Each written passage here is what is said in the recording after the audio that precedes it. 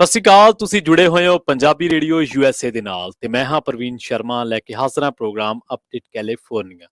ਇਸ ਪ੍ਰੋਗਰਾਮ ਦੇ ਵਿੱਚ ਆਪਾਂ ਤੁਹਾਨੂੰ ਅਮਰੀਕਾ ਦੇ ਨਾਲ ਕੈਲੀਫੋਰਨੀਆ ਦੇ ਵਿੱਚ ਵਾਪਰੀਆਂ ਵੱਡੀਆਂ ਘਟਨਾਵਾਂ ਬਾਰੇ ਦੇਵਾਂਗੇ ਜਾਣਕਾਰੀਆਂ। ਪ੍ਰੋਗਰਾਮ ਦੇ ਵਿੱਚ ਅੱਗੇ ਵਧਦੇ ਹਾਂ, ਜੋੜਦੇ ਹਾਂ ਹਰਜੋਤ ਸਿੰਘ ਖਾਲਸਾ ਜੀ ਨੂੰ ਨਾਲ ਤੇ ਉਸ ਤੋਂ ਬਾਅਦ ਸਪਾਂਸਰਸ।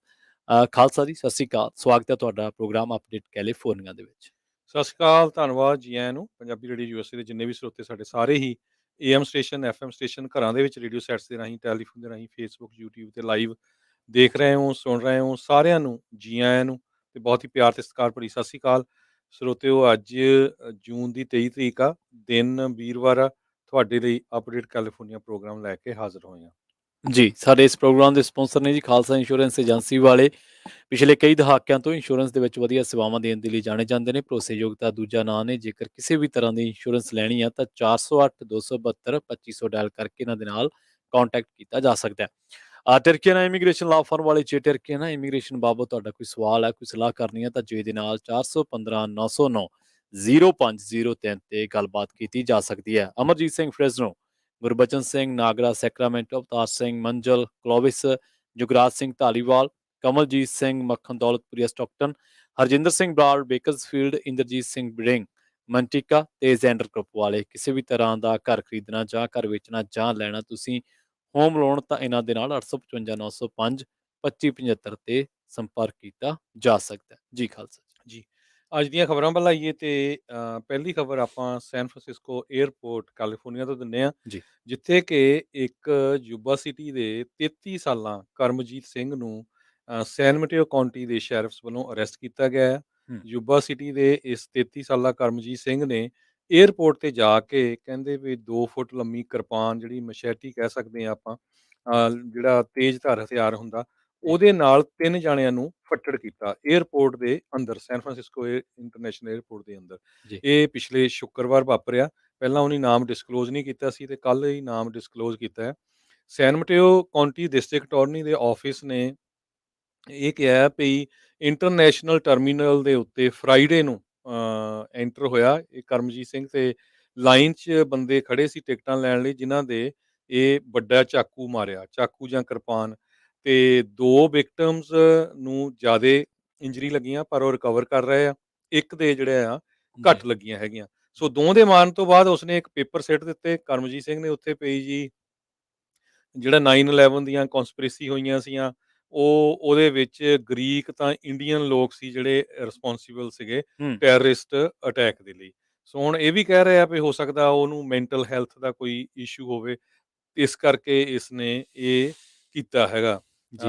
ਇਸ ਤੋਂ ਪਹਿਲਾਂ ਵੀ ਕਰਮਜੀਤ ਸਿੰਘ ਨੇ ਕਹਿੰਦੇ ਵੀ 9/11 ਕਨਸਪੀਰੇਸੀ ਥਿਊਰੀ ਦੀ ਬਾਬਤ ਯੂਬਾ ਸਿਟੀ ਦੀ ਪੁਲਿਸ ਤੇ FBI ਦੇ ਕੋਲ ਵੀ ਬਹੁਤ ਵਾਰ ਇਹ ਡਿਸਕਸ ਕੀਤਾ ਹੈਗਾ। ਸੋ ਹੁਣ ਉਹਨਾਂ ਦੀ ਜਿਹੜਾ ਆ ਕੋਰਟ 'ਚ ਪੇਸ਼ ਕੀਤਾ ਜਾਊਗਾ ਤੇ ਪੰਜਾਬੀ ਦਾ ਇੰਟਰਪ੍ਰੀਟਰ ਉਹਨਾਂ ਨੂੰ ਦਿੱਤਾ ਜਾਊਗਾ।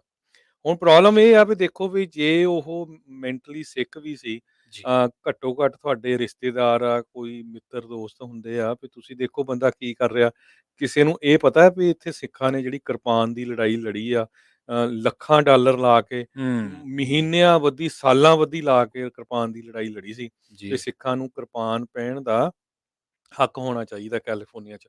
ਬੱਚਿਆਂ ਨੂੰ ਸਕੂਲਾਂ ਦੇ ਵਿੱਚ ਬਹੁਤ ਲੰਮੀ ਲੜਾਈ ਲੜੀ ਗਈ ਸੀ ਜੀ। ਕੈਲੀਫੋਰਨੀਆ ਦੇ ਸਿੱਖਾਂ ਵੱਲੋਂ। ਹੁਣ ਜਦੋਂ ਇਦਾਂ ਦੀ ਇੰਸੀਡੈਂਟ ਹੁੰਦੀ ਆ ਤੇ ਤੁਸੀਂ ਦੇਖੋ ਵੀ ਬਾਕੀ ਫਿਰ ਉਹ ਕੀ ਦੇਖਣਗੇ ਵੀ ਬਿਲਕੁਲ ਜੇ ਜੀ, ਕਿਸੇ ਬਹੁਤ। ਨੇ ਇਹ ਕਿਰਪਾਨ ਪਾਈ ਆ, ਵੀ ਹੂੰ। ਇਹ ਤਾਂ ਸਾਡੇ ਮਾਰੂਗੇ। ਜੀ। ਇੱਕ ਟਾਈਮ ਇਹ ਹੁੰਦਾ ਸੀ ਤੁਸੀਂ ਸੈਨ ਫਰਾਂਸਿਸਕੋ 에ਅਰਪੋਰਟ ਤੇ ਕਿਸੇ ਅੰਮ੍ਰਿਤਧਾਰੀ ਨੂੰ, ਕਿਸੇ ਨੂੰ ਵੀ ਛੱਡਣ ਜਾਂਦੇ ਸੀ, ਜੀ। ਬਿਲਕੁਲ ਐਨ ਪਲੇਨ ਦੇ ਮੁੱਢ ਤੱਕ ਤੁਸੀਂ ਛੱਡ ਕੇ ਆਉਂਦੇ ਸੀ, ਤੇ ਪਾਇਲਟ ਕਹਿ ਦਿੰਦਾ ਸੀ ਵੀ ਚਲੋ ਮੈਨੂੰ ਤੁਸੀਂ ਦੇ ਦਿਓ ਕਿਰਪਾਨ, ਇੱਕ ਉਹਨੇ ਬਕਸੇ 'ਚ ਪਾ ਕੇ, ਤੇ ਜਦੋਂ ਤੁਸੀਂ ਉਤਰੋਗੇ ਮੈਂ ਉੱਥੇ ਉਹ ਦੇ ਦੂੰਗਾ। ਹੂੰ। ਹੁਣ ਤੁਸੀਂ ਹਿਸਾਬ ਲਾ ਲਓ ਵੀ ਕਿੱਥੇ ਤੱਕ ਸਿਚੁਏਸ਼ਨ ਆ ਗਈ। ਜੇ ਇਦਾਂ ਦੀਆਂ ਇੰਸੀਡੈਂਟ ਹੋਈਆਂ ਜੀ। ਤੇ ਉਹਦੇ ਨਾਲ ਫਿਰ ਸਿੱਖਾਂ ਦੀ ਬਹੁਤ ਬਦਨਾਮੀ ਹੁੰਦੀ ਆ। ਠੀਕ ਆ ਵੀ ਬੰਦਾ ਮੈਂਟਲੀ ਅਪਸੈਟ ਹੋ ਸਕਦਾ, ਪਰ ਤੁਸੀਂ ਕੋਈ ਨਾ ਕੋਈ ਰਿਸ਼ਤੇਦਾਰ, ਜਾਣ ਪਛਾਣ ਵਾਲੇ ਬੰਦੇ ਹੁੰਦੇ, ਵੀ ਉਹਨੂੰ ਤੁਸੀਂ ਐਡਾ ਵੱਡਾ ਹਥਿਆਰ ਕਾਹਤੇ ਦਿੱਤਾ ਆ? ਉਹਦੇ ਨਾਲ ਵੀ ਅਗਲਿਆਂ ਨੇ ਇਹ ਥੋੜ੍ਹਾ ਦੇਖਣਾ ਕਿਸੇ ਨੇ ਵੀ ਜੀ ਇਹ ਮੈਂਟਲੀ ਸਿੱਖ ਆ ਜਾਂ ਕੀ ਆ। ਮੁੜ ਕੇ ਤਾਂ ਜਦੋਂ ਨਾਂ ਆ ਗਿਆ ਸਿੰਘ ਆ, ਤੇ ਜਿਹੜੇ ਸਿੰਘਾਂ ਨੂੰ ਬਦਨਾਮ ਕਰਨ ਵਾਲੇ ਆ ਉਹ ਤਾਂ ਪਹਿਲਾਂ ਹੀ ਰੈਡੀ ਹੁੰਦੇ ਆ ਵੀ ਦਬਦਬਾ ਆਪਾਂ ਹੂੰ। ਖਬਰ ਲਾਈਏ ਤਾਂ ਇਹਨਾਂ ਦੀ ਬਦਨਾਮੀ ਕਰੀਏ। ਸੋ ਪਲੀਜ਼ ਜਿੰਨੇ ਵੀ ਸਾਡੇ ਸਰੋਤੇ ਸੁਣਦੇ ਆ, ਜੇ ਅਨਫੋਰਚੂਨੇਟਲੀ ਕਿਸੇ ਦੇ ਘਰ ਕੋਈ ਬਿਮਾਰ ਆ ਜਾਂ ਕੁਛ ਵੀ ਆ, ਘੱਟੋ ਘੱਟ ਉਹਨਾਂ ਨੂੰ ਇਹ ਮੇਕ ਸ਼ੋਰ ਕਰੋ ਵੀ ਉਹ ਕਿਸੇ ਤਰ੍ਹਾਂ ਦਾ ਹਥਿਆਰ ਨਾ ਰੱਖਣ। ਜੀ। ਇੱਕ ਰਿਪੋਰਟ ਦੀ ਬੜੀ ਚਰਚਾ ਹੈ ਖਾਲਸਾ ਜੀ, ਉਹ ਰਿਪੋਰਟ ਇੱਕ ਦੀ ਇਕਨੋਮਿਸਟ ਦੀ ਹੈ ਤੇ ਉਹਨਾਂ ਨੇ ਇੱਕ ਸਾਲਾਨਾ ਜਿਹੜੀ ਰਿਪੋਰਟ ਤਿਆਰ ਕੀਤੀ ਹੈ ਤੇ ਉਹਨਾਂ ਨੇ ਸ਼ਹਿਰਾਂ ਦੀ ਦਰਜਾਬੰਦੀ ਦੱਸੀ ਹੈ ਵੀ ਕਿਹੜਾ ਸ਼ਹਿਰ ਰਹਿਣ ਦੇ ਲਈ ਵਧੀਆ ਤੇ ਕਿਹੜਾ ਸ਼ਹਿਰ ਰਹਿਣ ਦੇ ਲਈ ਖਤਰਨਾਕ ਸਾਬਿਤ ਹੋ ਸਕਦਾ ਹੈ। ਆਸਟਰੀਆ ਦੀ ਰਾਜਧਾਨੀ ਜਿਹੜੀ ਵਿਆਨਾ ਦੁਨੀਆ ਦੇ ਵਿੱਚ ਰਹਿਣ ਦੇ ਲਈ ਸਭ ਤੋਂ ਵਧੀਆ ਸ਼ਹਿਰ ਮੰਨਿਆ ਗਿਆ ਤੇ 2021 ਦੀ ਗੱਲ ਹੈ ਜਦੋਂ ਵਿਆਨਾ ਨੂੰ 12ਵਾਂ ਜਿਹੜਾ ਸਥਾਨ ਹੈ ਮਿਲਿਆ ਸੀਗਾ। ਪਿਛਲੀ ਵਾਰੀ ਆਕਲੈਂਡ ਪਹਿਲੇ ਨੰਬਰ ਤੇ ਸੀਗਾ ਪਰ ਕਰੋਨਾ ਵਾਇਰਸ ਕਰਕੇ ਜਿਹੜੀਆਂ ਰੈਸਟ੍ਰਿਕਸ਼ਨਸ ਲੱਗੀਆਂ ਉਹਨਾਂ ਦੀ ਵਜ੍ਹਾ ਕਰਕੇ ਪਹਿਲੇ ਨੰਬਰ ਤੋਂ ਇਹ ਥਿੜਕਿਆ ਤੇ 37ਵੇਂ ਨੰਬਰ ਤੇ ਆ ਗਿਆ। ਯੁੱਧ ਦੇ ਹਾਲਾਤ ਬਣਨ ਕਰਕੇ ਯੂਕਰੇਨ ਦੀ ਰਾਜਧਾਨੀ ਕੀਵ ਵੀ ਜਿਹੜੀ ਹੈ ਇਸ ਰੈਂਕਿੰਗ ਦੇ ਵਿੱਚ ਸ਼ਾਮਲ ਨਹੀਂ ਹੋ ਸਕੀ। ਰੂਸ ਦਾ ਕੋਈ ਵੀ ਸ਼ਹਿਰ ਟੌਪ 10 ਦੇ ਵਿੱਚ ਸ਼ਾਮਲ ਨਹੀਂ ਹੈ। ਪੱਛਮੀ ਦੇਸ਼ਾਂ ਵੱਲੋਂ ਲਾਈਆਂ ਗਈਆਂ ਸੈਂਕਸ਼ਨ ਦੀ ਵਜ੍ਹਾ ਕਰਕੇ ਮਾਸਕੋ ਤੇ ਸੇਂਟ ਪੀਟਰਸਬਰਗ ਦੀ ਰੈਂਕਿੰਗ ਦੇ ਵਿੱਚ ਵੀ ਗਿਰਾਵਟ ਜਿਹੜੀ ਆ ਉਹ ਦੇਖੀ ਗਈ ਆ। ਜਿਹੜੇ ਵਧੀਆ ਸ਼ਹਿਰ ਆ ਉਹਦੇ ਵਿੱਚ ਜਿਹੜੇ 10 ਵਧੀਆ ਸ਼ਹਿਰ ਮੰਨੇ ਗਏ ਉਹਦੇ ਵਿੱਚ ਯੂਰਪ ਦੇ 6, ਕੈਨੇਡਾ ਦੇ 3 ਜਿਹੜੇ ਸ਼ਹਿਰ ਆ ਉਹ ਵਧੀਆ ਟੌਪ 10 ਦੇ ਵਿੱਚ ਆਏ ਆ। ਇਸ ਰੈਂਕਿੰਗ ਦੇ ਵਿੱਚ ਪੈਰਿਸ ਨੂੰ 19ਵਾਂ, ਲੰਡਨ ਨੂੰ 33ਵਾਂ ਤੇ ਨਿਊਯਾਰਕ ਨੂੰ 51ਵਾਂ ਤੇ ਚੀਨ ਦੇ ਬੀਜਿੰਗ ਨੂੰ 71ਵਾਂ ਜਿਹੜਾ ਸਥਾਨ ਉਹ ਮਿਲਿਆ। ਜਿਹੜੇ ਪਹਿਲੇ ਟੌਪ 10 ਆ ਉਹਨਾਂ ਦੇ ਵਿੱਚ Vienna Austria, Copenhagen Denmark, Zurich Switzerland, Calgary Canada, Vancouver Canada, Geneva Switzerland, Frankfurt Germany, Toronto Canada, Amsterdam Netherland, Osaka Japan, Melbourne Australia. ਤੇ ਜਿਹੜੇ ਸਭ ਤੋਂ ਖਰਾਬ ਸ਼ਹਿਰ ਆ ਜਾਂ ਖਤਰਨਾਕ ਮੰਨੇ ਗਏ ਉਹਦੇ ਵਿੱਚ ਦਮਿਸ਼ਕ ਸੀਰੀਆ ਜਿਹੜਾ ਸਭ ਤੋਂ ਜ਼ਿਆਦਾ ਉਥਲ-ਪੁਥਲ ਵਾਲਾ ਦੇਸ਼ ਮੰਨਿਆ ਜਾਂਦਾ। Lagos Nigeria, Tripoli Libya, Algeria, Karachi Pakistan, Port Moresby Papua New Guinea, Dhaka Bangladesh, Harare Zimbabwe, Douala Cameroon ਤੇ ਤਹਿਰਾਨ ਈਰਾਨ ਦੇ ਜਿਹੜੇ ਸ਼ਹਿਰ ਆ ਉਹ ਇਹਦੇ ਵਿੱਚ ਸਭ ਤੋਂ ਜ਼ਿਆਦਾ ਜਾਂ ਖਤਰਨਾਕ ਜਾਂ ਅਨਸੇਫ ਸਿਟੀਜ਼ ਮੰਨੀਆਂ ਗਈਆਂ ਜਿਨ੍ਹਾਂ ਦੇ ਵਿੱਚ ਬੰਦੇ ਦਾ ਰਹਿਣਾ ਕਾਫੀ ਔਖਾ ਆ। ਜੀ। ਜੀ। ਅਗਲੀ ਖਬਰ ਵੱਲ ਚਲੀਏ ਜਿਹੜੀ ਫੈਡਰਲ ਰਿਜ਼ਰਵ ਬੋਰਡ ਵੱਲੋਂ ਆ ਰਹੀ ਆ। ਫੈਡਰਲ ਰਿਜ਼ਰਵ ਬੋਰਡ ਦੇ ਚੇਅਰਮੈਨ ਪਾਵਲ ਨੇ ਅੱਜ ਇਹ ਅਨਾਉਂਸ ਕੀਤਾ ਆ ਜੀ। ਵੀ ਆਪਾਂ ਨੂੰ ਇਨਫਲੇਸ਼ਨ ਕੰਟਰੋਲ ਕਰਨ ਦੇ ਲਈ ਹੁਣ ਜੌਬਸ ਕਾਫੀ ਲਾਸ ਹੋਣਗੀਆਂ।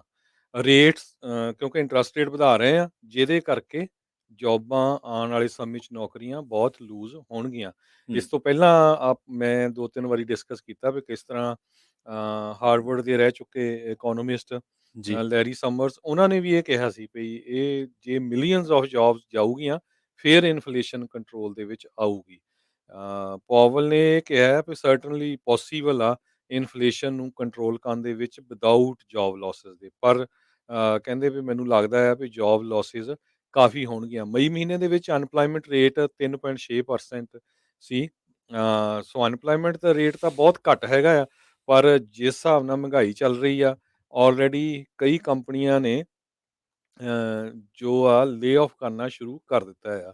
ਫੈਡ ਨੇ ਇਹ ਵੀ ਅੱਜ ਐਡਮਿਟ ਕੀਤਾ ਵੀ ਉਹਨਾਂ ਨੇ ਅੰਡਰ ਐਸਟੀਮੇਟ ਕੀਤਾ ਇਨਫਲੇਸ਼ਨ ਨੂੰ।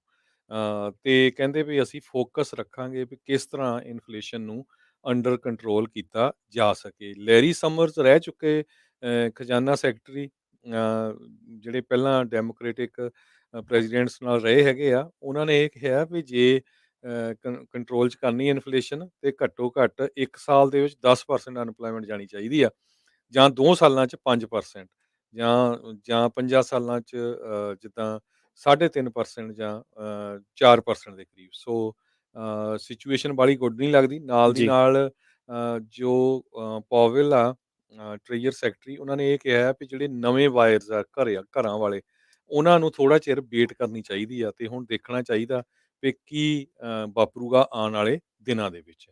ਜੀ। ਅਗਲੀ ਜਿਹੜੀ ਖਬਰ ਆ ਉਹ ਅਮਰੀਕਾ ਦੇ ਵਿੱਚ ਗਨ ਕਲਚਰ ਤੇ ਜਿਹੜੀ ਬਹਿਸ ਚੱਲ ਰਹੀ ਹੈ ਉਹਦੇ ਨਾਲ ਜੁੜੀ ਹੋਈ ਹੈ ਤੇ ਸੁਪਰੀਮ ਕੋਰਟ ਨੇ ਵੀ ਕਹਿਤਾ ਵੀ ਜਿਹੜਾ ਗਨ ਰੱਖਣਾ ਉਹ ਅਮਰੀਕੀਆਂ ਦਾ ਮੌਲਿਕ ਅਧਿਕਾਰ ਹੈ। 1 ਸਦੀ ਦਾ ਪੁਰਾਣਾ ਸੀਗਾ ਨਿਊਯਾਰਕ ਦਾ ਗਨ ਕਾਨੂੰਨ, ਉਹਨੂੰ ਰੱਦ ਕਰ ਦਿੱਤਾ ਹੈ ਤੇ ਕੋਰਟ ਦੇ ਫੈਸਲੇ ਤੇ ਹੁਣ ਕਾਫੀ ਜਿਹੜੇ ਲੋਕ ਆ ਉਹ ਚਰਚਾ ਕਰ ਰਹੇ ਆ। ਕੋਰਟ ਨੇ ਗੱਲ ਕਹੀ ਹੈ ਕਿ ਆਤਮ ਰੱਖਿਆ ਵਾਲਾ ਟਰਮ ਜੋੜਨਾ ਇਹਦੇ 'ਚ ਗਲਤ ਹੋਊਗਾ। ਮਸਲਾ ਕੀ ਹੈ ਅਸਲ ਦੇ ਵਿੱਚ New York state rifle and pistol association ਤੇ ਉਹਨਾਂ ਦਾ ਇੱਕ ਕੇਸ ਚੱਲ ਰਿਹਾ ਸੀ ਬਰੂਨ, ਜਿਹਨੂੰ ਆਪਾਂ ਅਦਾਲਤੀ ਭਾਸ਼ਾ ਦੇ ਵਿੱਚ ਬਨਾਮ ਕਹਿ ਦਿੰਦੇ ਆ। New York state rifle and pistol association ਬਨਾਮ ਬਰੂਨ ਕੇਸ ਦੇ ਵਿੱਚ ਫੈਸਲਾ ਸੁਣਾਇਆ ਅਮਰੀਕੀ ਸੁਪਰੀਮ ਕੋਰਟ ਨੇ ਤੇ ਉਹਨਾਂ ਨੇ ਆਪਣੇ ਫੈਸਲੇ ਦੇ ਵਿੱਚ ਇਹ ਗੱਲ ਕਹੀ ਹੈ ਕਿ ਅਮਰੀਕੀਆਂ ਨੂੰ ਗਨ ਲੈ ਕੇ ਚੱਲਣ ਦੇ ਉੱਤੇ ਰੋਕ ਜਿਹੜੀ ਆ ਉਹ ਨਹੀਂ ਲਾਈ ਜਾ ਸਕਦੀ ਤੇ ਨਾ ਹੀ ਇਹਦੇ ਵਿੱਚ ਕੋਈ ਹੋਰ ਟਰਮ ਜੋੜੀ ਜਾ ਸਕਦੀ ਹੈ ਕਿਉਂਕਿ ਗਨ ਲੈ ਕੇ ਚੱਲਣਾ ਅਮਰੀਕੀਆਂ ਦਾ ਮੌਲਿਕ ਅਧਿਕਾਰ ਹੈ। ਬੇਸ਼ੱਕ ਮਾਸ ਸ਼ੂਟਿੰਗ ਦੀਆਂ ਘਟਨਾਵਾਂ ਦੇ ਕਰਕੇ ਅਮਰੀਕਾ ਦੇ ਵਿੱਚ ਗਨ ਕੰਟਰੋਲ ਦੀ ਮੰਗ ਦੇ ਨੂੰ ਲੈ ਕੇ ਪ੍ਰਦਰਸ਼ਨ ਵੀ ਹੋ ਰਹੇ ਨੇ, ਰੋਸ ਮੁਜ਼ਾਹਰੇ ਵੀ ਹੋ ਰਹੇ ਨੇ, ਪਰ ਫਿਰ ਵੀ ਜਿਹੜੀ ਸੁਪਰੀਮ ਕੋਰਟ ਆ, ਉਹਨੇ ਇੱਕ ਸਦੀ ਦਾ ਪੁਰਾਣਾ ਕਾਨੂੰਨ ਹੈ ਨਿਊਯਾਰਕ ਗਨ ਕਾਨੂੰਨ, ਉਹਨੂੰ ਰੱਦ ਕੀਤਾ ਹੈ। ਇਹ ਕਾਨੂੰਨ ਇਹ ਗੱਲ ਕਹਿੰਦਾ ਸੀਗਾ ਵੀ ਜਿਹੜੇ ਲੋਕ ਘਰ ਤੋਂ ਬਾਹਰ ਜਿਹੜੇ ਗਨ ਲੈ ਕੇ ਜਾਣਾ ਚਾਹੁੰਦੇ ਨੇ ਤਾਂ ਉਹ ਬਗੈਰ ਲਾਇਸੈਂਸ ਨਹੀਂ ਲਿਜਾ ਸਕਦੇ, ਤੇ ਇਹ ਹੁਣ ਗਨ ਦੇ ਨਾਲ ਜੁੜੇ ਰਾਈਟਸ ਜਿਹੜੇ ਆ ਉਹਨਾਂ ਦੇ ਲਿਹਾਜ਼ ਦੇ ਨਾਲ ਜਿਹੜੀ ਆ ਇਹ ਵਿਵਸਥਾ ਕੀਤੀ ਗਈ ਸੀ। ਪਰ ਹੁਣ ਕੋਰਟ ਨੇ ਇਹਨੂੰ ਵੀ ਰੱਦ ਕਰ ਦਿੱਤਾ, ਤੇ ਕੋਰਟ ਦੇ ਵਿੱਚ ਜਦੋਂ ਇਹ ਫੈਸਲਾ ਸੁਣਾਇਆ ਗਿਆ ਸੀ, ਉਦੋਂ 6-3 ਦਾ ਜਿਹੜਾ ਸੀਗਾ ਉਹ ਵੋਟਾਂ ਦੇ ਨਾਲ ਇਸ ਵੋਟਿੰਗ ਦੇ ਆਧਾਰ ਤੇ ਇਹ ਫੈਸਲਾ ਆਇਆ, ਤੇ ਹੁਣ ਜੱਜ ਨੇ ਕਿਹਾ ਕਿ ਇਸ ਤਰ੍ਹਾਂ ਨਹੀਂ ਕੀਤਾ ਜਾ ਸਕਦਾ। ਇਹ ਜਿਹੜੀਆਂ ਗਨ ਲੈ ਕੇ ਚੱਲਣਾ ਅਮਰੀਕਾ ਦੇ ਵਿੱਚ ਵਸਦੇ ਵਸਿੰਦੇ ਜਾਂ ਅਮਰੀਕੀ ਜਿਹੜੇ ਲੋਕ ਆ ਉਹਨਾਂ ਦਾ ਇੱਕ ਮੌਲਿਕ ਅਧਿਕਾਰ ਹੈ। ਜੀ। ਅਗਲੀ ਖਬਰ ਸਾਡੇ ਕੈਲੀਫੋਰਨੀਆ ਦੇ ਗਵਰਨਰ ਗੈਬਨ ਨਿਊਸਮ ਹੋਣਾ ਦੇ ਸੰਬੰਧ ਦੇ ਵਿੱਚ ਆ। ਇੱਕ ਟਾਈਮ ਦੇ ਉੱਤੇ ਤਾਂ ਹੁਣ ਬਹੁਤ ਸਾਰੇ ਜਿਹੜੇ ਪ੍ਰੋਜੈਕਟ ਕਰ ਰਹੇ ਆ ਵੀ ਹੋ ਸਕਦਾ ਗੈਬਨ ਨਿਊਸਮ ਵੀ ਪ੍ਰੈਜ਼ੀਡੈਂਸ਼ੀਅਲ ਕੈਂਡੀਡੇਟ ਹੋਣ ਜੀ, ਆਉਣ ਵਾਲੀਆਂ 2024 ਇਲੈਕਸ਼ਨ 'ਚ, ਜੇ ਜੋ ਬਾਈਡਨ ਹੋਣੀ ਦੀ ਸਿਹਤ ਠੀਕ ਨਹੀਂ ਰਹਿੰਦੀ ਜਾਂ ਉਹ ਨਾ ਕਰ ਦਿੰਦੇ ਆ। ਪਰ ਦੂਸਰੇ ਪਾਸੇ ਜੋ ਸਟੇਟ ਦਾ ਹਾਲ ਗਵਰਨਰ ਗੈਬਨ ਨਿਊਸਮ ਨੇ ਕੀਤਾ ਆ, ਲੋਕਾਂ ਦੇ ਵਿੱਚ ਬਹੁਤ ਹੀ ਜ਼ਿਆਦਾ ਹਾਹਾਕਾਰ ਮਚੀ ਹੋਈ ਆ। ਜੀ, $100 ਬਿਲੀਅਨ ਪਲੱਸ ਸਰਪਲਸ ਹੋਵੇ ਤੇ ਬਹੁਤ ਸਾਰੇ ਲੈਜਿਸਲੇਟਰਸ ਇਹ ਕਹਿਣ ਵੀ ਯਾਰ ਤੁਸੀਂ ਟੈਕਸ ਘਟਾਓ। ਕੈਲੀਫੋਰਨੀਆ ਦੇ ਵਿੱਚ ਸਭ ਤੋਂ ਜ਼ਿਆਦਾ ਗੈਸ ਟੈਕਸ ਆ, ਤੇ ਉਹ ਕਹਿੰਦੇ ਨਹੀਂ ਜੀ ਅਸੀਂ ਗੈਸ ਟੈਕਸ ਨਹੀਂ ਘਟਾਉਣਾ। ਵਾਰ-ਵਾਰ ਉਹ ਲਾਰਾ ਲਾ ਦਿੰਦੇ ਆ ਵੀ ਜੀ ਹੁਣ ਤੁਹਾਨੂੰ $400 ਆ ਜਾਣਾ ਆ ਪਰ ਕਾਰ, ਤੇ ਉਹ ਕਦੋਂ ਆਉਣਾ ਉਹ ਦੱਸ ਨਹੀਂ ਰਹੇ ਵੀ ਕਦੋਂ ਆਉਣਾ ਆ। ਜੀ, 6 ਦੇ ਕਰੀਬ ਪਰ ਗੈਲਨ ਗੈਸ ਕੈਲੀਫੋਰਨੀਆ 'ਚ ਹੋ ਚੁੱਕੀ ਆ। 6 ਐਵਰੇਜ ਆ, 6 ਤੋਂ ਉੱਪਰ ਹੀ ਆ ਕਈ ਜਗ੍ਹਾ ਦੇ ਉੱਤੇ ਤਾਂ। ਤੇ ਗਵਰਨਰ ਨੇ ਕਿਹਾ ਵੀ $11.5 ਬਿਲੀਅਨ ਆਪਾਂ ਬੈਕ ਦੇਵਾਂਗੇ ਕੈਲੀਫੋਰਨੀਅਨਸ ਨੂੰ ਇਹ ਗੈਸ ਸਪੈਂਡ ਕਰਨ ਦੇ ਲਈ। ਪਰ ਜਿਹੜੇ ਕਈ ਵਿਰੋਧ ਕਰਦੇ ਉਹ ਕਹਿੰਦੇ ਇਹਦੇ 'ਚ ਤਾਂ ਫਿਰ ਜੇ ਤੁਸੀਂ ਹਰ ਇੱਕ ਨੂੰ ਦੇਣਾ, ਇੱਥੇ ਤਾਂ 199 ਬਿਲੀਅਨੀਅਰ ਵੀ ਹੈਗੇ ਆ ਕੈਲੀਫੋਰਨੀਆ ਦੇ ਵਿੱਚ 189, ਉਹਨਾਂ ਨੂੰ ਵੀ ਇਹ ਪੈਸੇ ਮਿਲੂਗੇ ਵੀ ਕੀ ਹਿਸਾਬ ਕਿਤਾਬ ਹੋਊਗਾ। ਜੀ, ਗਵਰਨਮੈਂਟ ਪ੍ਰੋਗਰਾਮਸ ਆਪਾਂ ਦੇਖਿਆ ਪਹਿਲਾਂ ਵੀ ਕਿੰਨੇ ਫੇਲ ਹੋਏ ਆ, ਚਾਹੇ ਉਹ ਈਡੀਡੀ ਨੂੰ ਲੈ ਕੇ, ਪੀਪੀਪੀ ਨੂੰ ਲੈ ਕੇ ਕਿੰਨਾ ਜ਼ਿਆਦਾ ਮਿਸਯੂਜ਼ ਹੁੰਦਾ ਹੈਗਾ। ਪਰ ਲੋਕ ਅਪਸੈਟ ਹੈਗੇ ਆ। ਉੱਧਰ ਪ੍ਰੈਜ਼ੀਡੈਂਟ ਜੋ ਬਾਈਡਨ ਉਹਨਾਂ ਨੇ ਇਹ ਕਹਿ ਦਿੱਤਾ ਸੀ ਵੀ ਅਸੀਂ holiday tax gas tax remove ਕਰਾਂਗੇ 3 ਮਹੀਨਿਆਂ ਲਈ। ਹਾਲਾਂਕਿ ਉਹਨਾਂ ਦੇ ਜਿਹੜੇ 2 ਮੇਜਰ ਸਾਥੀ ਆ, Nancy Pelosi speaker of the house ਦੇ ਚੱਕ ਸ਼ੂਮਰ, ਉਹਨਾਂ ਨੇ ਕਿਹਾ ਵੀ ਅਸੀਂ ਨਹੀਂ ਐਗਰੀ ਕਰਦੇ ਇਹਦੇ ਨਾਲ। ਸੋ ਉਹ ਵੀ ਲਾਰੇ ਲੱਪਿਆਂ ਵਾਲਾ ਹੀ ਕੰਮ ਜਿਹੜਾ ਚੱਲ ਰਿਹਾ ਹੈਗਾ। ਤੇ ਅਗਲੀ ਖਬਰ ਵੱਲ ਚੱਲੀਏ ਨੈਟਫਲਿਕਸ ਦੀ। ਆਪਾਂ ਜਿਸ ਤਰ੍ਹਾਂ ਮੈਂ ਪਹਿਲਾਂ ਖਬਰ ਸਾਂਝੀ ਕੀਤੀ ਸੀ ਵੀ ਟਰੇਜਰ ਸੈਕਟਰੀ ਪਾਵਲ ਕਹਿੰਦੇ ਆ ਜੀ, ਲੇ-ਆਫ ਵਧਣਗੀਆਂ। ਹੂੰ, ਨੈਟਫਲਿਕਸ ਨੇ ਪਹਿਲਾਂ ਵੀ ਪਿਛਲੇ ਮਹੀਨੇ ਵੀ ਕਾਫੀ ਜੌਬਸ ਕੱਟੀਆਂ ਸੀਆਂ। ਸੈਕੰਡ ਰਾਊਂਡ ਜੌਬ ਕੱਟਸ ਦੇ ਵਿੱਚ ਉਹਨੇ 300 ਲੋਕਾਂ ਨੂੰ ਹੋਰ ਲੇ-ਆਫ ਕਰ ਦਿੱਤਾ ਆ, ਜਿਹਦੇ ਵਿੱਚ ਇੰਜੀਨੀਅਰ ਵੀ ਆ, ਮੈਨੇਜਰ ਲੈਵਲ ਦੀਆਂ ਜੌਬਸ ਵੀ ਹੈਗੀਆਂ ਆ। ਸੋ ਨੈਟਫਲਿਕਸ ਨੇ ਇਹ ਕਿਹਾ ਵੀ ਫਰਵਰੀ ਦੇ ਵਿੱਚ ਉਹਨਾਂ ਨੇ 2 ਲੱਖ ਦੇ ਕਰੀਬ ਸਬਸਕ੍ਰਾਈਬਰ ਗਲੋਬਲੀ ਰਿਡਿਊਸ ਕੀਤੇ ਹੈਗੇ ਆ, ਉਹਨਾਂ ਨੇ ਲੋਸਟ ਕਰ ਲਏ ਹੈਗੇ ਆ। ਸੋ ਸਾਡਾ ਵੀ ਬਿਜ਼ਨਸ ਘਟ ਰਿਹਾ ਹੈ, ਇਸ ਕਰਕੇ ਸਾਡੇ ਕੋਲ ਹੋਰ ਕੋਈ ਚੁਆਇਸ ਨਹੀਂ, ਸਾਨੂੰ ਲੋਕਾਂ ਨੂੰ ਲੇ ਆਫ ਕਰਨਾ ਪੈਣਾ ਹੈਗਾ ਆ। ਜੀ, ਅਗਲੀ ਜਿਹੜੀ ਖਬਰ ਆ ਉਹ ਕੱਲ੍ਹ ਸੈਨ ਫਰਾਂਸਿਸਕੋ ਦੇ ਵਿੱਚ ਇੱਕ ਸ਼ੂਟ ਦੀ ਘਟਨਾ ਵਾਪਰੀ ਸੀ। 2 ਜਣਿਆਂ ਨੂੰ ਇੱਕ ਗਨ ਬੰਦੂਕਧਾਰੀ ਨੇ ਜਿਹੜਾ ਉਹ ਗੋਲੀ ਮਾਰ ਦਿੱਤੀ ਸੀਗੀ। ਉਹਦੇ 'ਚ ਇੱਕ ਜਣਾ ਬਹੁਤ ਸੀਰੀਅਸ ਇੰਜਰਡ ਹੋ ਗਿਆ ਸੀਗਾ। ਮਿਊਨੀ ਕਮਿਊਟਰ ਟ੍ਰੇਨ ਦੇ ਵਿੱਚ ਇਹ ਘਟਨਾ ਜਿਹੜੀ ਹੈ ਵਾਪਰੀ ਸੀਗੀ। ਹੁਣ ਉਸੇ ਮਾਮਲੇ ਦੇ ਵਿੱਚ ਪੁਲਿਸ ਨੇ ਉਹ ਜਿਹੜਾ ਸ਼ੱਕੀ ਬੰਦਾ ਉਹਦਾ ਸਕੈਚ ਜਾਂ ਉਹਦੀ ਫੋਟੋ ਜਿਹੜੀ ਆ ਉਹ ਜਾਰੀ ਕੀਤੀ ਆ।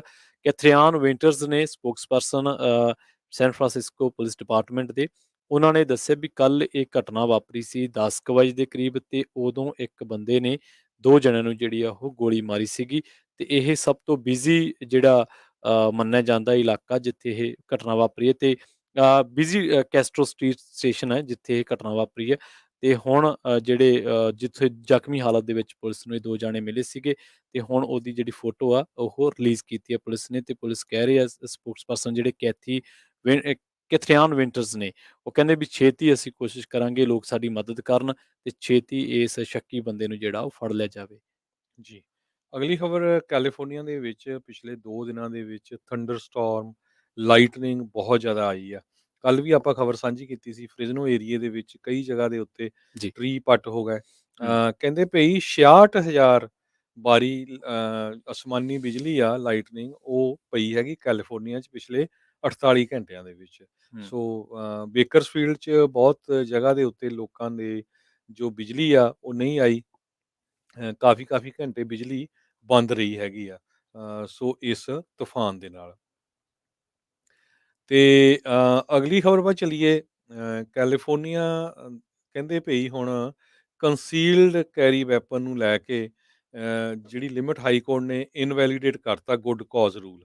ਜੀ, ਸੋ ਹੁਣ ਕੈਲੀਫੋਰਨੀਆ ਵਾਲੇ ਹੁਣ ਕੰਸੀਲਡ ਕੈਰੀ ਪਰਮਿਟਿੰਗ ਰੂਲ ਨੂੰ ਕਿਸ ਤਰ੍ਹਾਂ ਕਰਨਗੇ, ਜਦੋਂ ਯੂਐਸ ਦੀ ਸੁਪਰੀਮ ਕੋਰਟ ਨੇ ਇਹ ਕਹਿ ਦਿੱਤਾ ਵੀ ਨਹੀਂ, ਅਸੀਂ ਤੁਹਾਡੇ ਨਾਲ ਇਸ ਵਿਸ਼ੇ ਦੇ ਉੱਤੇ ਐਗਰੀ ਨਹੀਂ ਕਰਦੇ ਹੈਗੇ। ਹੂੰ, ਨਿਊਯਾਰਕ, ਕੈਲੀਫੋਰਨੀਆ ਨੇ ਲੋਕਲ ਲਾ ਐਨਫੋਰਸਮੈਂਟ ਡਾਇਰੈਕਸ਼ਨਸ ਦਿੱਤੀਆਂ, ਲੋਕਲ ਜੋ ਲਾ ਐਨਫੋਰਸਮੈਂਟ ਵਾਲੇ ਲੋਕ ਹੈਗੇ ਆ, ਤੇ ਇਸ ਨੂੰ ਸੁਪਰੀਮ ਕੋਰਟ ਨੇ ਪਸੰਦ ਨਹੀਂ ਕੀਤਾ ਵੀ ਇਹ ਬਿਲਕੁਲ ਸਹੀ ਨਹੀਂ ਹੈਗਾ।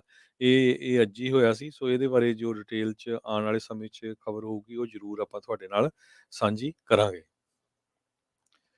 ਜੀ। ਜੀ, ਅਗਲੀ ਖਬਰ ਆਪਾਂ ਜੇ ਇਕੋਨਮੀ ਵੱਲ ਚਲ ਜਾਈਏ, ਹੂੰ, ਅੱਜ ਸਟਾਕ ਮਾਰਕੀਟ ਉੱਪਰ ਗਈ ਹੈਗੀ ਆ।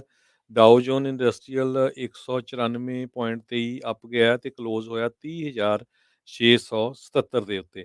S&P ਇੰਡੈਕਸ ਵੀ ਅੱਜ ਉੱਪਰ ਗਿਆ 35.84 ਤੇ ਕਲੋਜ਼ ਹੋਇਆ 3756.73 ਦੇ ਉੱਤੇ। ਇਸੇ ਤਰ੍ਹਾਂ ਨੈਸਡੈਕ ਜੋ ਆ ਉਹ ਵੀ ਅਪ ਗਿਆ 179.11 ਤੇ ਕਲੋਜ਼ ਹੋਇਆ 11,232.19 ਦੇ ਉੱਤੇ। ਤੇ ਇਸੇ ਤਰ੍ਹਾਂ ਜੇ ਇਕੋਨਮੀ ਦੀ ਰੀਟੇਲਰਸ ਦੀ ਗੱਲ ਕਰਦੇ ਜਾਈਏ, ਕਹਿੰਦੇ ਵੀ ਰੀਟੇਲਰਸ ਜਿਹੜੇ ਆ ਉਹਨਾਂ ਦੀ ਸਿਚੁਏਸ਼ਨ ਇਸ ਟਾਈਮ ਕਾਫੀ ਬੈਡ ਹੈਗੀ ਆ। ਜੀ, ਚਾਹੇ ਉਹ ਵੱਡੇ ਰੀਟੇਲਰਸ ਹੈਗੇ, ਟਾਰਗੇਟ ਸਟੋਰਾਂ ਵਰਗੇ, ਵਾਲਮਾਰਟ ਵਰਗੇ, ਕਹਿੰਦੇ ਵੀ ਆਉਣ ਵਾਲੇ ਸਮੇਂ ਦੇ ਵਿੱਚ ਕਾਫੀ ਰੀਟੇਲਰਸ ਬੈਂਕਰਪਸੀਆਂ ਫਾਈਲ ਕਰਨਗੇ। ਸੋ ਇਹਦੇ ਕਈ ਕਾਰਨ ਆ, ਇਨਫਲੇਸ਼ਨ ਨੂੰ ਲੈ ਕੇ ਪ੍ਰਾਈਸਸ, ਕੀਮਤਾਂ ਬਹੁਤ ਜ਼ਿਆਦਾ ਵੱਧ ਗਈਆਂ ਹੈਗੀਆਂ, ਵਰਕਰਸ ਨਹੀਂ ਲੱਭ ਰਹੇ ਹੈਗੇ। ਇਹ ਹੂੰ, ਇਕੱਲਾ USA ਨਹੀਂ, UK ਵਿੱਚ ਵੀ ਇਹੀ ਹੋ ਰਿਹਾ। ਕਹਿੰਦੇ ਵੀ ਸੇਲਸ ਡਿੱਗ ਰਹੀਆਂ ਆ, ਕਿ ਜਿਹੜੀਆਂ ਲੋਕਾਂ ਨੇ ਸਮਾਨ ਖਰੀਦਣਾ ਆ, ਕੀਮਤਾਂ ਵੱਧ ਗਈਆਂ ਆ, ਤੇ ਤਨਖਾਹਾਂ ਵੱਧ ਗਈਆਂ ਐਮਪਲਾਈਆਂ ਦੀਆਂ, ਸਾਰਾ ਕੁਛ ਰੈਂਟ ਵੱਧ ਗਿਆ। ਸੋ ਉਹਨਾਂ ਨੂੰ ਜਿਹੜਾ ਪ੍ਰੋਫਿਟ ਆ ਉਹ ਨਾ ਮਾਰਜਨ ਵਰਗਾ ਹੀ ਹੋਇਆ, ਬਿਲਕੁਲ ਨਾ ਵਰਗਾ ਹੀ ਆ। ਜੀ, ਸੋ ਇਹ ਆਉਣ ਵਾਲੇ ਸਮੇਂ ਦੇ ਵਿੱਚ ਰੀਟੇਲਰਸ ਕਾਫੀ ਦੇਖਣਗੇ ਬੈਂਕਰਪਸੀਆਂ ਫਾਈਲ ਕਰਦੇ, ਕਿਉਂਕਿ ਵੱਡੇ ਵੱਡੇ ਜੋ ਮਾਲ ਆ, ਮਾਲਸ ਦੇ ਵਿੱਚ ਤਾਂ ਆਪਾਂ ਦੇਖ ਹੀ ਲਿਆ ਵੀ ਕਿੰਨੇ ਲੋਕ ਆਲਰੇਡੀ ਛੱਡ ਕੇ ਚਲੇ ਗਏ ਆ। ਬਹੁਤ ਵੱਡੇ ਵੱਡੇ ਮਾਲ ਆ, ਉਹਨਾਂ ਦੇ ਵਿੱਚ ਕਈ ਦੁਕਾਨਾਂ ਜਿਹੜੀਆਂ ਆ ਉਹ ਬਿਲਕੁਲ ਹੀ ਖਾਲੀ ਪਈਆਂ ਹੋਈਆਂ ਹੈਗੀਆਂ ਆ। ਤੇ ਇਸੇ ਤਰ੍ਹਾਂ ਫਿਰ ਆਪਾਂ ਜਾਂਦੇ ਜਾਂਦੇ ਜੇ ਯੂਐਸ ਦੀ ਕਰੰਸੀ ਦੀ ਗੱਲ ਕਰਦੇ ਜਾਈਏ, ਜੀ, 1 ਯੂਐਸ ਡਾਲਰ ਦੇ ਬਰਾਬਰ ਇੰਡੀਆ ਦੇ 78 ਰੁਪਏ ਤੇ 11 ਪੈਸੇ ਅੱਜ ਰਹੇ ਆ। ਹੂੰ, ਹੂੰ, ਇੰਡੀਆ ਦਾ ਰੁਪਈਆ ਵੀ ਡਿੱਗਦਾ ਹੀ ਜਾ ਰਿਹਾ ਆ। ਜੀ, ਤੇ 1 ਯੂਐਸ ਡਾਲਰ ਦੇ ਬਰਾਬਰ ਕੈਨੇਡਾ ਦਾ 1 ਡਾਲਰ 30 ਸੈਂਟ ਹੋਇਆ ਆ। ਸੋ ਕੈਨੇਡਾ ਦੀ ਜਿਹੜੀ ਸਿਚੁਏਸ਼ਨ ਆ ਉਹ ਵੀ ਆਪਣੇ ਵਰਗੀ ਆ, ਉੱਥੇ ਵੀ ਹੁਣ ਇਨਫਲੇਸ਼ਨ ਬਹੁਤ ਵੱਧ ਗਈ ਆ, ਤੇ ਕੈਨੇਡਾ ਦੀ ਵੀ ਜਿਹੜੀ ਸਰਕਾਰ ਆ ਉਹ ਹੁਣ ਇੰਟਰਸਟ ਰੇਟ ਵਧਾ ਰਹੀ ਆ। ਉੱਥੇ ਆਲਰੇਡੀ ਬਹੁਤ ਜਗ੍ਹਾ ਦੇ ਉੱਤੇ ਜੋ ਆ ਅਸਰ ਰੀਅਲ ਸਟੇਟ ਦੇ ਉੱਤੇ ਹੋਣਾ ਸ਼ੁਰੂ ਹੋ ਗਿਆ ਹੈਗਾ। ਜੀ, ਸੋ ਇੱਥੇ ਹੀ ਹੁਣ ਸਾਡਾ ਖਬਰਾਂ ਦਾ ਸਮਾਂ ਸਮਾਪਤ ਆ, ਤੇ ਹਾਂਜੀ, ਜਾਂਦੇ ਜਾਂਦੇ ਇੱਕ ਵਾਰੀ ਫੇਰ ਦੱਸਦੀ ਜਾਈਏ, ਪੰਜਾਬੀ ਰੇਡੀਓ ਯੂਐਸਏ ਦੇ ਜਿੰਨੇ ਵੀ ਸਰੋਤੇ ਆ, ਪਲੀਜ਼ ਆਪਣੇ ਸਾਰੇ ਹੀ ਜਿਹੜੇ ਤੁਹਾਡੇ ਭੈਣ ਭਰਾ, ਦੋਸਤ ਮਿੱਤਰ ਆ, ਸਾਰਿਆਂ ਨੂੰ ਕਹੋ ਪੰਜਾਬੀ ਰੇਡੀਓ ਯੂਐਸਏ ਨੂੰ ਵੱਖ-ਵੱਖ ਤੁਸੀਂ ਸਾਡੇ ਜਿਹੜੇ ਟੈਰੇਸਟਰੀਅਲ ਸਟੇਸ਼ਨਸ ਹੈਗੇ ਉਹਨਾਂ ਤੇ ਸੁਣ ਸਕਦੇ ਆ, ਜੇ ਕੈਲੀਫੋਰਨੀਆ 'ਚ ਆ, ਜਾਂ ਤੁਸੀਂ ਆਈਫੋਨ ਐਂਡਰੋਇਡ ਦੀ ਐਪ ਦੇ ਉੱਤੇ, ਟੈਲੀਫੋਨ ਦੇ ਰਾਹੀਂ, ਫੇਸਬੁੱਕ, YouTube ਤੇ। ਸੋ ਆਪਣੇ ਸਾਰਿਆਂ ਨੂੰ ਕਹੋ ਵੀ ਵੱਧ ਤੋਂ ਵੱਧ ਪੰਜਾਬੀ ਰੇਡੀਓ ਯੂਐਸਏ ਦੀ ਐਪ ਨੂੰ ਡਾਊਨਲੋਡ ਕਰੋ, ਫੇਸਬੁੱਕ ਤੇ YouTube ਨੂੰ ਸਬਸਕ੍ਰਾਈਬ ਕਰੋ, ਤਾਂ ਕਿ ਤੁਸੀਂ ਕਿਸੇ ਟਾਈਮ ਵੀ ਉਸ ਪ੍ਰੋਗਰਾਮ ਨੂੰ ਜਾ ਕੇ ਸੁਣ ਸਕਦੇ ਆ। ਤੁਹਾਨੂੰ ਜਿਹੜੀ ਆ ਇੰਡੀਕੇਸ਼ਨ ਵੀ ਮਿਲ ਜਾਂਦੀ ਵੀ ਆਹ ਪ੍ਰੋਗਰਾਮ ਆਇਆ, ਤੇ ਉਹਦੇ ਨਾਲ ਸਾਨੂੰ ਪਤਾ ਵੀ ਲੱਗ ਜਾਂਦਾ ਹੈ। ਸੋ ਇੱਥੇ ਹੀ ਆਪਾਂ ਸਰੋਤਿਆਂ ਤੋਂ ਇਜਾਜ਼ਤ ਲੈਂਦੇ ਆ, ਮੇਰੇ ਹਰਜੋਤ ਸਿੰਘ ਖਾਲਸਾ ਵੱਲੋਂ ਤੇ ਮੇਰੇ ਪ੍ਰਵੀਨ ਸ਼ਰਮਾ ਵੱਲੋਂ ਤੁਹਾਨੂੰ ਸਾਰਿਆਂ ਸਾਰਿਆਂ ਨੂੰ ਨੂੰ ਪਿਆਰ ਬਹੁਤ ਹੀ ਪਿਆਰ ਸਤਿਕਾਰ ਤੇ ਸਹਿਤ ਸਤਿਕਾਰ ਭਰੀ ਸਤਿ ਸਤਿ ਸ਼੍ਰੀ ਸ੍ਰੀ ਅਕਾਲ। ਅਕਾਲ, ਤੇ ਸੁਣਦੇ ਰਹੋ ਪੰਜਾਬੀ ਰੇਡੀਓ ਯੂਐਸਏ।